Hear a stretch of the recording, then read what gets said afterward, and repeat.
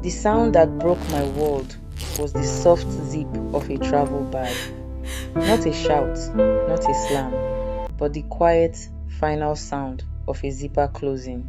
I stood in the doorway of our bedroom, my heart hammering against my ribs like a trapped bird. My husband, Emeka, the man I had loved for almost a decade, was packing his things. He didn't even look at me. His hands, the same hands that used to hold me so tenderly, were now carefully folding his shirts and placing them into a suitcase. The suitcase I had bought him for our 5th anniversary. "Emeka," I whispered. My voice was a dry crackle. "What are you doing?" He finally looked up. His eyes, the warm, chocolate brown eyes that used to be my home, were now cold and empty. They looked straight through me as if I was a ghost. "I'm leaving, Adana," he said, his voice flat. "I can't do this anymore." My world tilted. The beautiful home we had built, the future we had planned, everything was crumbling around me. And for what? For a woman who had just moved into our neighborhood 3 months ago. A tiny, ugly woman named Chisom.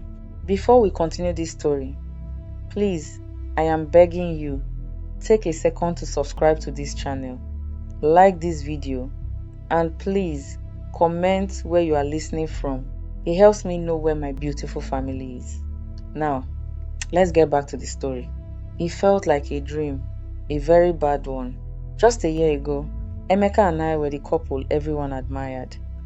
"Adanna, you are so lucky," my friends would say. "Emeka worships the ground you walk on." And he did. He truly did. We met at the university.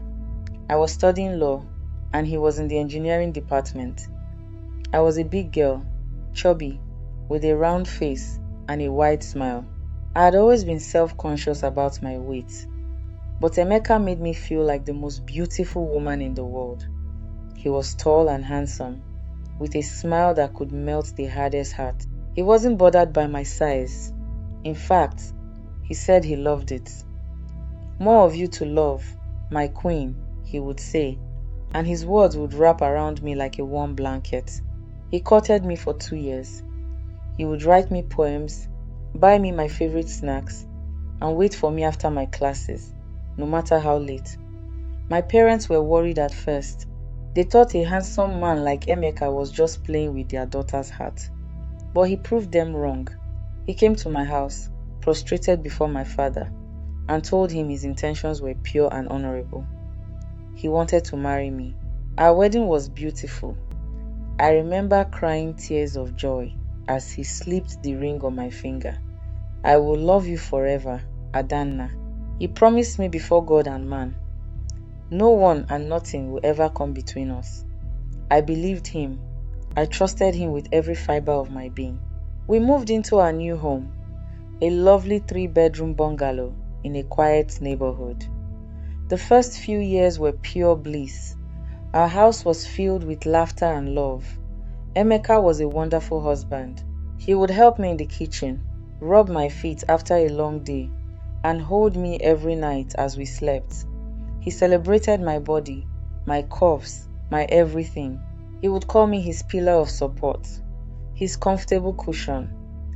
He made me feel seen, cherished, and deeply loved. I built my entire world around him. We were trying for a child. And even though it hadn't happened yet, we were hopeful, we were happy. Or so I thought. The crack in our perfect world appeared 3 months ago. It started with a new neighbor. A single mother named Chisom moved into the empty house 2 streets away. I only saw her a few times. She was small, almost bony, with a sharp face that always seemed to be set in a frown. She was the opposite of me in every way. I didn't think much of her. This was a friendly neighborhood, so I planned to bake a cake and welcome her properly over the weekend. But then, the whispers started. They were quiet at first, like the rustling of dry leaves. Women in the market would stop talking when I walked by. My friend, Nkechi, started giving me strange, pitiful looks. "What is it?" I asked her one day. Why is everyone acting so strange? Nkechi hesitated. She looked around, then pulled me aside. Adana, she began, her voice low. It's about your husband, Emeka. People are saying things. A cold dread washed over me. What things? They are saying he's always visiting that new woman. Chisom. My heart stopped for a second. They say she has a special skill, that she knows how to please a man in bed in ways other women can't even imagine. I laughed. I actually laughed out loud. It was the most ridiculous thing I had ever heard. Nkechi, that's impossible, I said. Emeka loves me. He would never. Adana, I am your friend, she insisted. Just be careful. Open your eyes. I wanted to dismiss it as silly gossip, but a seed of doubt had been planted. I started watching Emeka more closely. He began coming home late from work, smelling of a perfume that wasn't mine. It was a cheap, musky scent. He stopped touching me. When I tried to initiate intimacy, he would roll over, complaining of being tired. Work is stressful, he would mumble. He started getting angry over little things. One day, I made his favorite soup, ofe onugbu, and he just pushed the plate away. I'm not hungry, he snapped. The laughter in our house died. It was replaced by a heavy, suffocating silence. He was physically present, but his soul was somewhere else. I was losing him, and I didn't know why. I tried everything. I bought new, expensive lingerie. I cooked his favorite meals. I tried to talk to him, to ask him what was wrong. But he had built a wall around himself, and I couldn't break through. The man who once called me his queen now looked at me with irritation. He would make comments about my weight, things he had never done before. Maybe you should join a gym, Adana, he said one evening while I was eating. You are letting yourself go. The words were like a knife to my heart. This was the same man who said he loved every inch of my body. What had changed? Was it this Chisom? Was it true what they were saying about her? I couldn't believe it. How could my handsome, successful husband leave me, his beautiful, chubby wife, for that tiny, ugly woman? What power did she hold over him? I felt a wave of anger and helplessness. I had been a good wife. I had given him my all. I had made our house a home. I deserved better than this. My mind raced back to the present, to the man standing in our bedroom, packing his life away, the life we had built together. All my attempts to win him back had failed. He was really leaving. Emeka, please, I begged, tears now streaming down my face. I walked towards him and tried to hold his hand, but he pulled away as if my touch burned him. Please, don't do this. We can fix this. Whatever it is, we can walk through it. Just talk to me. There is nothing to talk about, he said, his voice hard as stone. He refused to look at me, focusing on a picture frame he was wrapping in a cloth. It was a picture of us on our wedding day. Is it because of her? I choked out the words. Is it because of Chisom? For the first time, a flicker of emotion crossed his face. It looked like fear, but it was gone as quickly as it came, replaced by that cold mask. He didn't answer. He just continued packing, his movements swift and determined. My desperation turned to anger. What does she have that I don't? I screamed, my voice raw with pain. Tell me, Emeka, 7 years of marriage, you are just going to throw it all away? For a woman everyone says is ugly. A woman who just appeared out of nowhere. What magic has she used on you? He finally stopped packing and turned to face me fully. His eyes were filled with a venom that made me recoil. He took a step towards me, and for a second, I thought he was going to hit me. You want to know what she has that you don't? He sneered, his voice low and dangerous. You really want to know?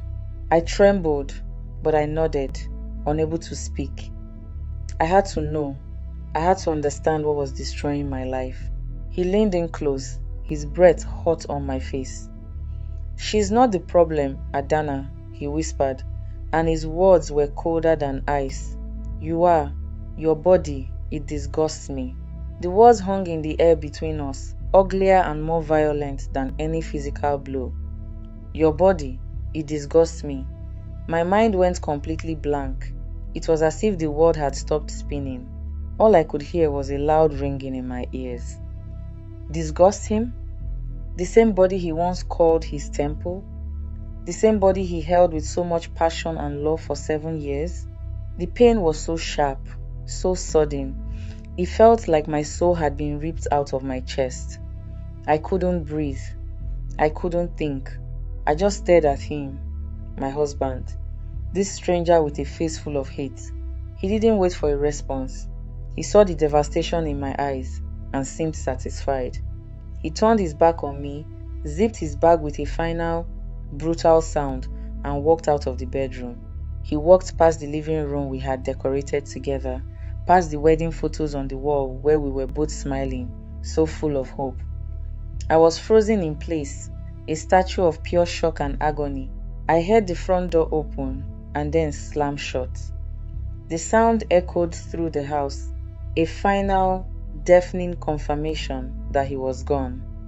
My king had left his castle, and I was left alone in the ruins.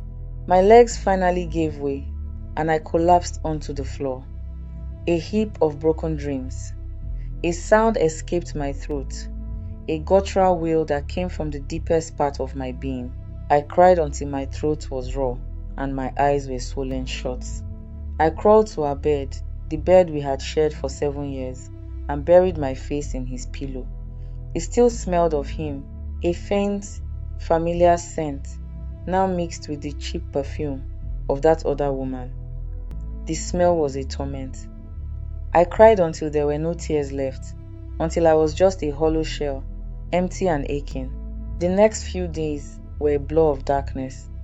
I didn't eat, I didn't sleep, I didn't shower. I just lay in bed, staring at the ceiling, replaying his last words over and over in my head. Your body disgusts me. Each word was a fresh stab to my already bleeding heart. The sun would rise and set, but in my world, it was perpetual night. The house that was once filled with warmth and laughter now felt like a cold, empty tomb. Every corner held a memory, every object a ghost of our happy past. I saw him everywhere, sitting on his favorite chair, watching football, laughing at something on his phone. The memories were a sweet poison, killing me slowly. My phone rang countless times. My mother, my sisters, my friends. I ignored them all. What could I possibly say? How could I explain that the man who everyone thought worshipped me now found me disgusting? The shame was a heavy cloak, suffocating me. I felt ugly, worthless, and completely alone. The neighborhood whispers I had once tried to ignore now felt like loud screams, mocking my pain. I could imagine them talking. Did you hear? Emeka finally left his fat wife. I knew it would happen. That Chisom must be something else. I couldn't face them. I couldn't face anyone. After about a week, there was a loud, persistent knock on the door. I ignored it, hoping they would go away. But the knocking didn't stop. Finally, I heard a key in the lock. Nkechi. I had given her a spare key ages ago for emergencies. The door opened, and she walked in. Her face a mixture of worry and anger. She took one look at the messy house and at me, lying in the dark, and her face softened with pity. "Oh, Adana," she breathed, rushing to my side. She sat on the edge of the bed and pulled me into a hug.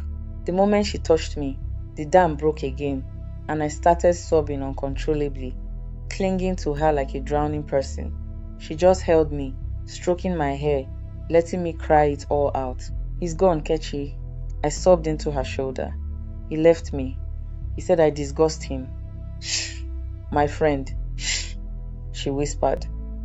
"That man is a fool, a blind, stupid fool. Don't you listen to his wicked words." Nkechi stayed with me. She forced me out of bed. She drew the curtains, letting the light in for the first time in days. She cleaned the house, throwing away the leftovers of the food I hadn't touched. She cooked a simple meal of rice and stew and sat with me until I ate a few spoonfuls. She didn't press me for details. She just stayed, her silent presence a comforting balm on my wounded soul. That evening, as we sat in the living room, she finally spoke. "Adana, you cannot continue like this," she said, gently but firmly. "You cannot let that man destroy you. You are a beautiful, intelligent, and strong woman. You are a lawyer, for goodness sake. You cannot just give up and die in this house." "But what am I supposed to do?" I asked, my voice weak. "He doesn't want me anymore. He loves someone else." "Loves?" Nkechi scoffed. "Adana, that is not love. That is infatuation. Or maybe something else. Something is not right about this whole situation. A man doesn't just change overnight after 7 years of a happy marriage. 7 years, Adana. He adored you. He adored your body. I saw it with my own eyes. Something is wrong." Her words resonated with me. She was right. It didn't make sense. Emeka wasn't a monster. He was a good man. Or at least, he used to be. What could have changed him so drastically? What power did this Chisom woman have over him? The rumor was that she had some extraordinary skill in bed. But was that enough to make a man abandon his wife of 7 years and say such cruel things? It had to be more than that. There had to be a secret, a bigger reason, a tiny spark of my old self, the fighter, the lawyer who loved a good puzzle flickered to life within me. Nkechi was right. I couldn't just lie down and accept defeat. This was my husband, the love of my life. I couldn't lose him to a mystery. I had to fight, not by crying or begging, but by understanding. I had to know what I was up against. I needed to know the truth about Chisom. "You're right," I said, my voice a little stronger. I sat up straighter. "You are right, Nkechi. I need to fight for my marriage, but I need to be smart about it." A smile touched Nkechi's lips.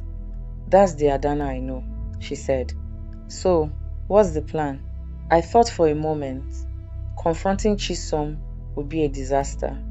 She would just deny everything and run to Emeka, making me look like the crazy, jealous wife. No, I had to be discreet. I had to become an investigator. I needed to watch her, to learn about her, to understand her routine, her life, her secrets. "I am going to find out everything I can about Chisom," I declared. "I'm going to watch her. I need to understand what kind of person she is and what hold she has over my husband. It can't just be about what happens in the bedroom. There has to be more." And so, my mission began. The next day, after Nkechi left, I started my surveillance. My house had a good view of the streets, and if I positioned myself correctly in my upstairs guest room, I could see the front of Chisom's house. I watched her leave in the morning. She drove a simple, old car. She would drop her young son, a boy of about 5, at a nearby school before heading off to work. She worked as a receptionist at a small, private clinic. According to the gossip mill, nothing special. I watched her for 3 days. Her routine was painfully normal. She would come back in the evenings, pick up her son, cook, and that was it. I never saw Emeka's car there during the day, but on the 3rd night, I saw it. His car was parked a street away, and I saw him sneak into her house through the back door like a thief in the night. The sight sent a fresh wave of pain through me, but it also hardened my resolve. I knew watching her from my window wasn't enough. I needed to get closer. The next day, I decided to follow her. It felt crazy, like something out of a movie, but I had to do it. I put on a large scarf and sunglasses, got in my car, and waited. When she drove past my street, after dropping her son at school, I followed, keeping a safe distance. I expected her to drive to the clinic where she worked, but she didn't. She drove in the opposite direction, towards the older, more industrial part of town. My heart started to beat faster. Where was she going? She navigated through a series of narrow, unfamiliar streets and then pulled over. I parked my car a little further down the road and watched. She got out and walked towards a large, run-down building. It looked like an old, abandoned warehouse. There was no sign, no indication of what it was. What was a clinic receptionist doing in a place like this? My mind was racing. Was this some kind of secret club? A place where she performed her special skills? Was this the source of her power? I watched as she knocked on a large metal door in a specific rhythm. A moment later, the door creaked open and she slipped inside. The door closed behind her, leaving me staring at the blank, rusty metal, my mind filled with 1,000 terrifying questions. This wasn't about sex. This was something else entirely. Something bigger and more dangerous than I could have ever imagined. My hands trembled on the steering wheel as I stared at the gloomy warehouse. My heart was a drum beating a frantic rhythm of fear and adrenaline. This was no lover's nest. This was something sinister. The friendly neighborhood gossip about bedroom skills felt like a childish fairy tale now. The reality was this cold, menacing building and the secret it held. I knew I couldn't just sit there. The lawyer in me, the part of me that was trained to find facts and uncover truths, took over. I had to know what was inside that building. I drove my car around the block and parked it where it wouldn't be easily seen. Then, on foot, I circled the warehouse. It was even bigger and more dilapidated up close. The windows were boarded up, and a tall fence topped with barbed wire surrounded the property. There was only one main entrance, the metal door Chisom had entered. Getting in that way was impossible. As I made my way to the back of the building, I noticed something. A small, rusty side door, half hidden by overgrown bushes. It looked like it hadn't been used in years. A desperate idea formed in my mind. For the next 2 days, I came back to this spot. I watched from a distance, learning the pattern. Chisom arrived at the same time every morning and left after about 2 hours. A few other people, mostly men who looked rough and unfriendly, also came and went, always using the main door and that same secret knock. No one ever went near the side door. On the 3rd day, I decided to act. I wore dark clothing and brought a small toolkit from Emeka's shed. My hands were shaking, but my determination was a fire in my belly. I was fighting for my life, for my marriage. I waited until the coast was clear, then slipped behind the bushes to the side door. The lock was old and rusty, just as I had hoped. My legal training didn't include lockpicking, but I had watched enough movies to have a basic idea. It took me 20 agonizing minutes with my heart in my throat, but then I heard a click. The lock gave way. I slowly, silently pushed the door open, just enough to squeeze through, and slipped inside. The air inside was thick with the smell of dust, damp, and something else, chemicals. It was dark, with only a few weak rays of light coming from cracks in the boarded up windows. As my eyes adjusted, I saw that the warehouse was filled with old, dismantled car parts. Piles of tires, engine blocks, and car doors were stacked everywhere. It looked like a chop shop, a place where stolen cars were taken apart. But that didn't feel right. It was too quiet for that. I moved slowly, staying in the shadows, making my way towards a faint light I could see coming from a partitioned off office area in the far corner. I could hear voices. A man's voice, rough and low, and a woman's voice, Chisholm's voice. I crept closer, my sneakers making no sound on the dusty concrete floor. I crouched behind a tall stack of tires, my heart pounding so hard I was sure they could hear it. I could see them through a grimy window in the office wall. Chisom was sitting at a desk, and a large, scary-looking man with a scar on his face was standing over her. But they weren't talking about stolen cars. They were looking at documents. And on the desk, I saw a machine, a special kind of printer. I realized with a jolt what they were doing. They were making fake documents. Fake passports, fake driver's licenses, fake birth certificates. This wasn't a chop shop, it was a forgery operation. My blood ran cold. This was a serious crime. What did this have to do with my husband? Then, the man slid a photograph across the desk to Chisom. This is the next one, he said. The client wants it to look like an old passport from 10 years ago. Chisom picked up the photo, and my world stopped for the second time in 2 weeks. It was a picture of Emeka. But it wasn't the Emeka I knew. He was younger, much thinner, with a desperate, haunted look in his eyes. He looked like a completely different person. This one is special, Chisom said, and her voice had a cruel, triumphant tone. This one is my personal project. The man grunted. Just get it done. And remember the deal. You keep your husband in line, you get your cut. He makes any trouble for us. And this photo, along with the original police report, goes straight to his pretty, fat wife. The police report. The words hit me like a physical blow. I felt dizzy, nauseous. I stumbled backwards, knocking over a loose hubcap. It clattered loudly on the floor. The voices in the office stopped. What was that? The man barked. Panic seized me. I didn't think. I just ran. I scrambled back to the side door, burst out into the daylight, and ran as fast as my legs could carry me back to my car.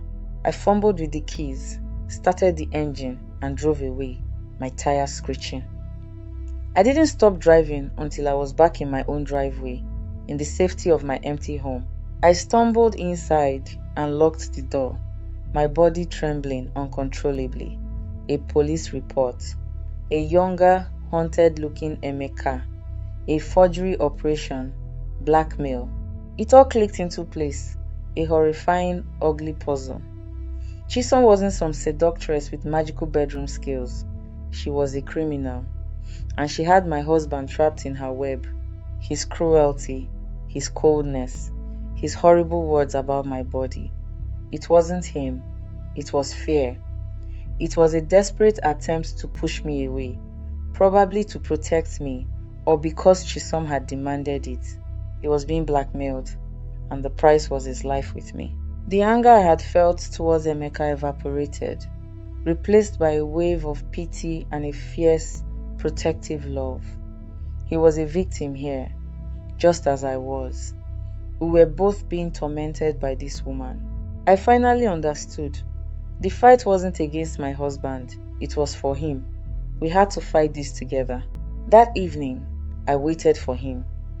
Not at home, but outside his new, sad-looking apartment building. I had found the address on a bill that had been mistakenly delivered to our house.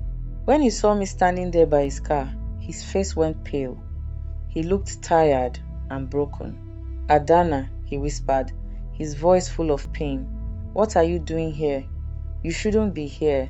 We need to talk, Emeka, I said, my voice calm and steady. Not here. Let's go somewhere private. We drove to a quiet park nearby. We sat on a bench, the silence stretching between us. I didn't know where to begin, so I just said it. I know about the warehouse, I said softly. I know about the forgery, and I know Chisom is blackmailing you. His head snapped up. He stared at me, his eyes wide with disbelief and terror. How? How do you know?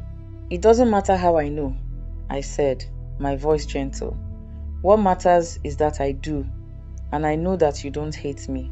You're just scared. It was as if my words broke a dam inside him. His face crumpled. The strong, proud man I had married dissolved before my eyes, and he began to sob. Deep, heart-wrenching sobs that shook his entire body. I moved closer and wrapped my arms around him, just like I used to. This time, he didn't pull away. He leaned into me, burying his face in my shoulder, and cried like a lost child. I'm so sorry, Adana. He choked out between sobs. I'm so sorry for what I said to you. I never meant it. I love you. I've always loved you. You are the most beautiful thing in my life. He told me everything. Years ago, long before he met me, he had been young, stupid, and desperate. He had gotten involved with a bad crowd and had been the getaway driver in a robbery that went wrong. Someone got hurt. He was never caught, but a police report was filed with his description. He ran away, changed his name, and spent years building a new, honest life. My life, our life. Chisom was from his old neighborhood. She had recognized him and had somehow gotten her hands on that police report. She and her criminal partners were using it to force him to give them money. And when he had no more money to give, Chisom made her final demand. She wanted him. She wanted him to leave me, to be with her, to destroy the happy life he had built. She threatened to send me the reports, to ruin his reputation, and send him to jail if he refused. She told me exactly what to say to you, he cried. She told me to hurt you in the worst way possible, to attack your weight, because she knew it was your biggest insecurity. She wanted to break you so you would hate me and never fight for me. I held him tighter, my own tears falling into his hair. He wasn't a monster. He was a man living in a prison of fear, trying to protect me in the only way he knew how, by pushing me away from the danger. The relief I felt was immense, but it was quickly followed by a cold, hard anger directed at Chisom. She had not only tried to steal my husband, she had tried to steal my spirit, my self-worth. She won't win, Emeka, I whispered fiercely, pulling back to look him in the eyes. His were red and swollen, but for the first time in months, I could see my husband in them again. She underestimated me. She underestimated us. I took his face in my hands. The lawyer in my brain was now wide awake, analyzing, planning, strategizing. Chisom had made a critical mistake. She thought I was just a heartbroken, chubby wife. She had no idea who she was dealing with. We are going to fight her, I said, my voice filled with a conviction that surprised even me. And we are going to win. I'm a lawyer, remember. It's time to show her what that really means. I know exactly what we need to do. The Emeka who sat beside me on that park bench was a shadow of the man I had married. He was broken, defeated by a secret he had carried for over a decade. But as I held his hand, I could feel a flicker of the old Emeka returning. The man who was strong and kind. The man I loved. It was my turn to be the pillar of support. Listen to me, Emeka, I said, my voice now calm and authoritative, the voice I used in the courtroom. You have been a victim of extortion and blackmail. That is a serious crime. His past mistake, while serious, does not give them the right to destroy your life. I explained the legal situation to him. Your crime was a long time ago. The statute of limitations might protect you. But even if it doesn't, your testimony against an active and dangerous forgery ring is incredibly valuable. We can go to the police. We can make a deal. He looked terrified. The police? Adanna, they will arrest me. I will go to jail.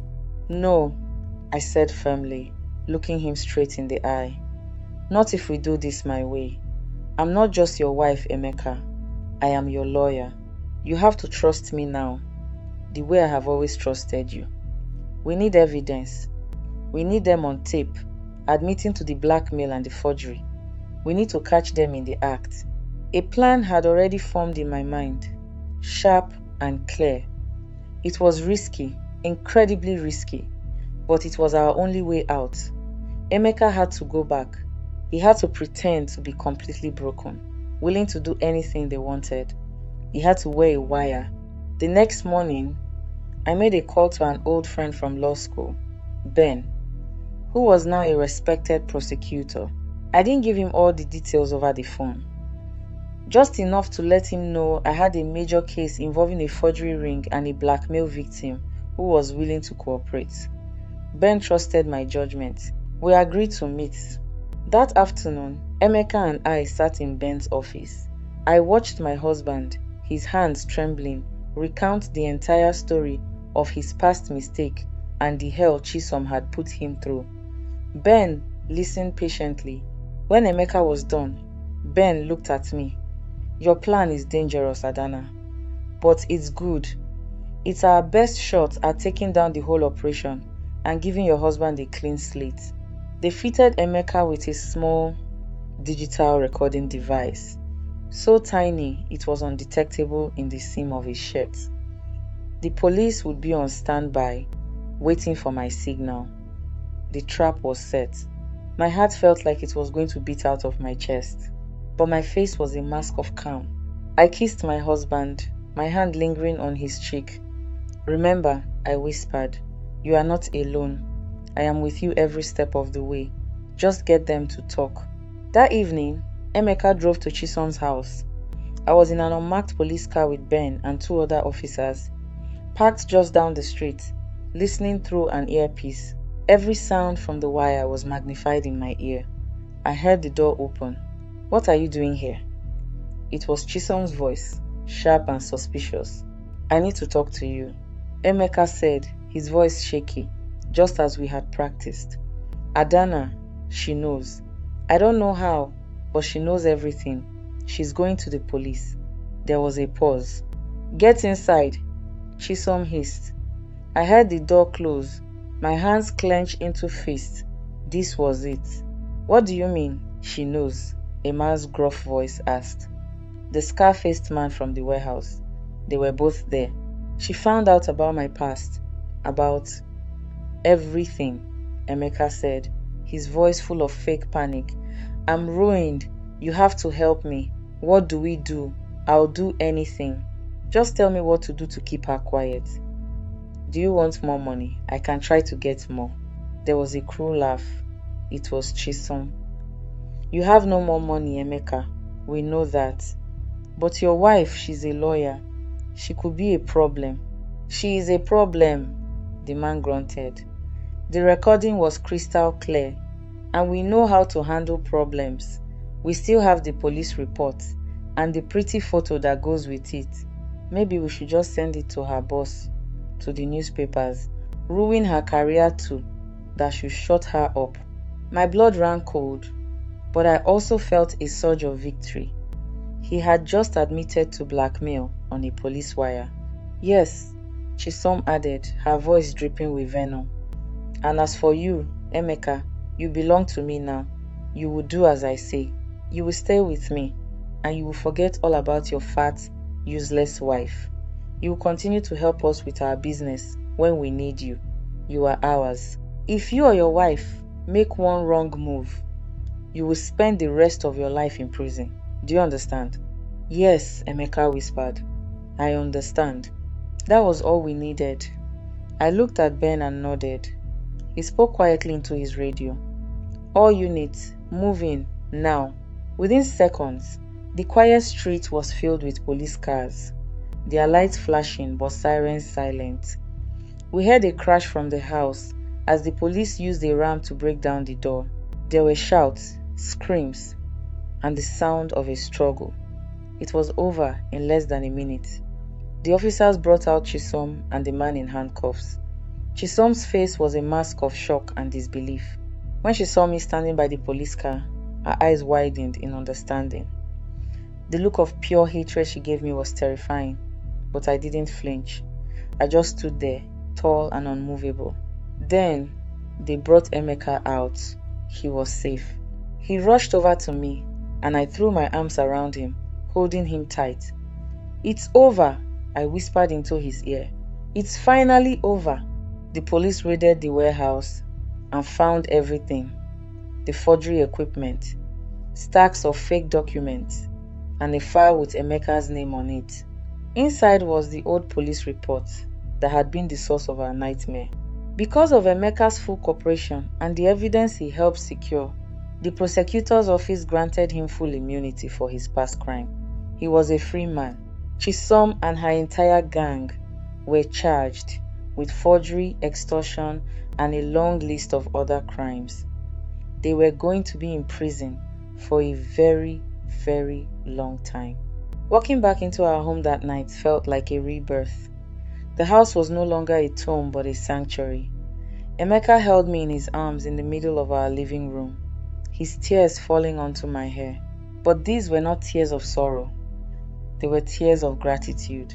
"You saved me, Adana," he said, his voice thick with emotion. "I was a coward. I should have told you the truth from the beginning.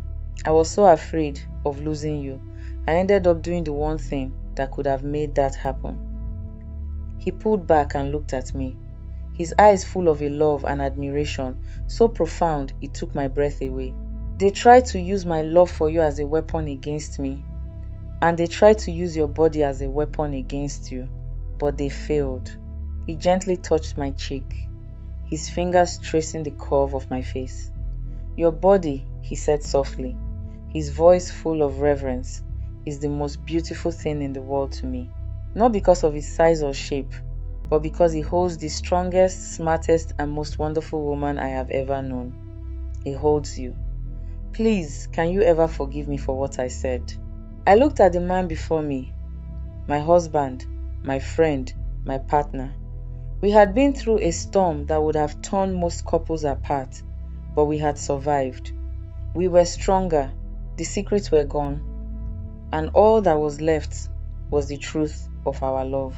"There is nothing to forgive," I whispered, my own tears starting to fall. "We found our way back home, Emeka. That's all that matters." In that moment, I knew our love was real. It wasn't a fairy tale, it was something better. It was tested and true. I had won my husband back, not by changing myself or losing weight, but by being exactly who I was. A strong, intelligent woman who would fight for the man she loved. And in fighting for him, I had found a new respect for myself. I was Adana, I was a lawyer, I was a wife, and I was beautiful in every sense of the word. Our new beginning was here, and this time it was built not on a flawless past, but on a foundation of truth, forgiveness, and a love that was truly unbreakable.